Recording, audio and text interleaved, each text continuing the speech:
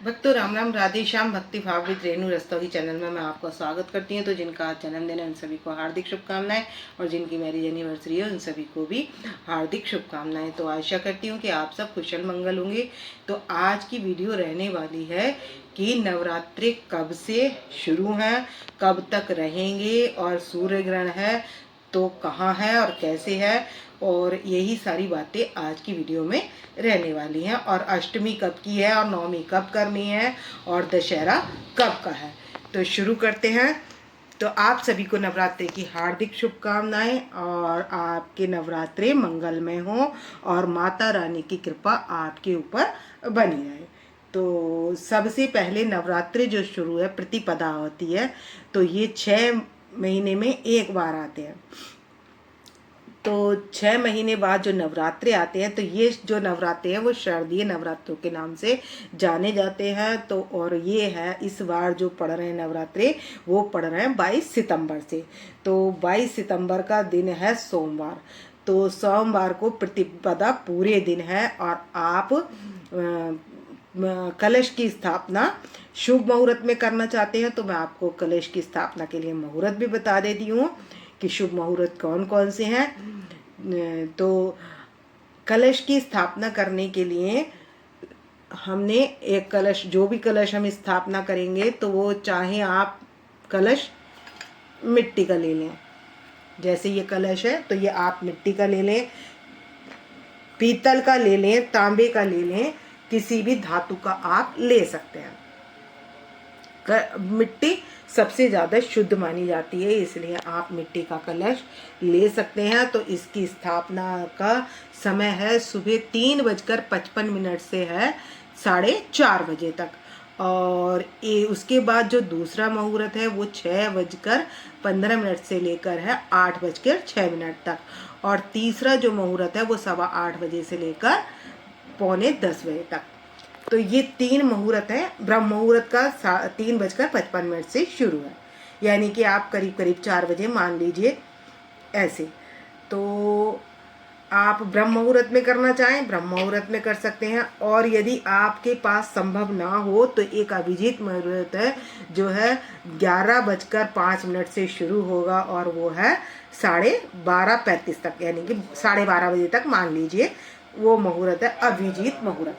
तो आप इस मुहूर्त में भी कलश की स्थापना कर सकते हैं। और अगर मौका किसी कारणवश आप नहीं कर पा रहे हैं तो आप पूरे दिन में किसी भी समय कर सकते हैं। कि आपका कहो कि 9:30 बजे तक का टाइम था, 10 बजे तक का टाइम था, हम लेट हो गए, तो आप तब भी कर सकते हैं। मैंने शुभ मुहूर्त भी आपको बता दिए, और कब करना है वो भी मैंने आपको बता दिया। अब है कि नवरात्रों का सामान हम जो भी लाएं, तो माता रानी के वस्त्र हैं, अब हम कब लाएं। तो वक्त सूर्य ग्रहण जो पड़ रहा है वो पड़ रहा है यानी कि मावस को। तो अब हम मावस में चीज़ें कैसे खरीदें, यानी कि 21 तारीख को हम चीज़ें कैसे खरीदें। तो पहली बात तो न्यूजीलैंड और दूसरे देशों में पड़ रहा है, भारत में ये पड़ नहीं रहा है, तो इसलिए हम मान्य नहीं है तो हम खरीद सकते हैं चीज़ें। लेकिन अगर आप कि भाई भीड़ हो जाती है और हमें या उस दिन हमें टाइम नहीं है, तो आप पहले भी खरीद सकते हैं। तो जैसे नारियल हो गया, ये पूजन की सामग्री है, आप वो अब इस वीडियो के बाद भी खरीद सकते हैं। अभी 2-3 दिन है तो आप अब से भी खरीद कर रख सकते हैं, उसमें कोई दोष नहीं है, और कोई सूतक पातक का भी कोई इसमें चक्कर नहीं है।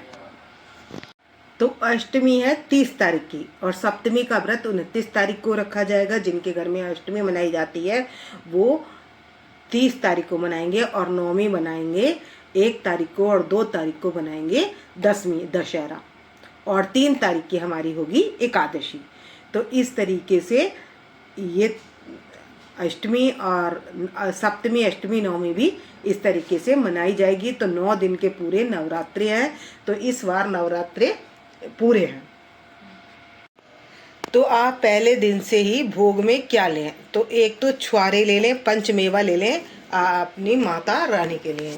तो पंचमेवा में एक तो नारियल जरूर होना चाहिए। छुआरे, मैंने इस समय छुआरे नहीं थे तो मैंने ये ड्राई फ्रूट रख लिया। आप 5 ड्राई फ्रूट रख सकते हैं, लेकिन जो मेन है, एक छुआरे होने चाहिए, किशमिश होने चाहिए, मखाने होने चाहिए। तो इस तरीके से पंचमेवा होनी चाहिए माता रानी के प्रसाद में। तो आप 5 मेवा ले लें भोग लगाने के लिए। तो आपको मेवा का भोग आपको रोज लगाना।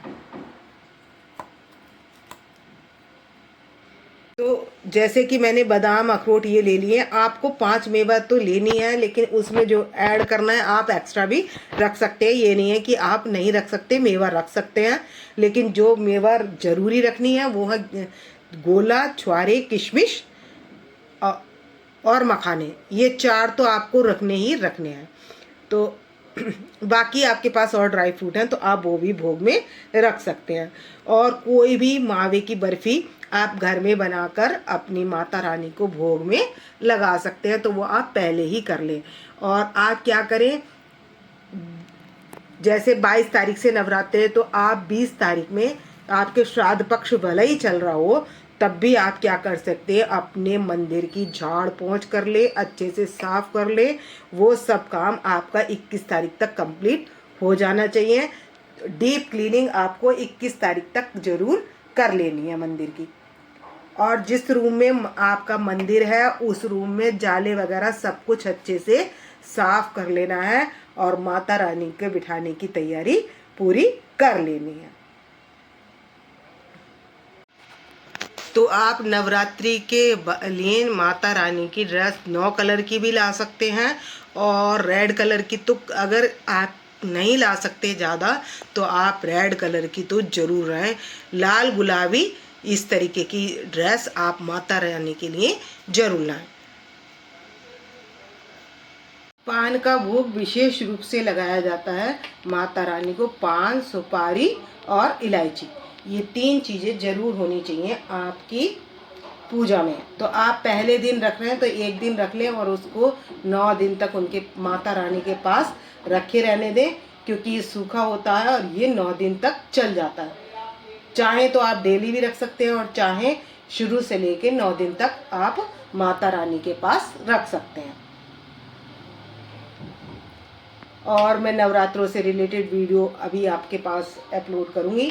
अभी तो मैंने अखंड ज्योत की करी है और आपके पास आती रहेंगी वीडियो, तो आपको पता चलता रहेगा। तो आपको यदि वीडियो पसंद आई हो तो प्लीज़ लाइक, सब्सक्राइब और शेयर कर देना।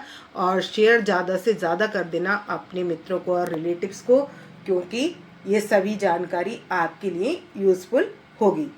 तो मिलती हूँ इस वीडियो के बाद में, नेक्स्ट वीडियो में। तो भक्तों राम राम, राधे श्याम। और आपको कुछ भी कमेंट्स करके पूछना हो तो पूछ सकते हैं। वैसे मैंने आपको पूरी जानकारी इसमें दे दी है नवरात्रों से रिलेटेड, यानी कि एकादशी तक।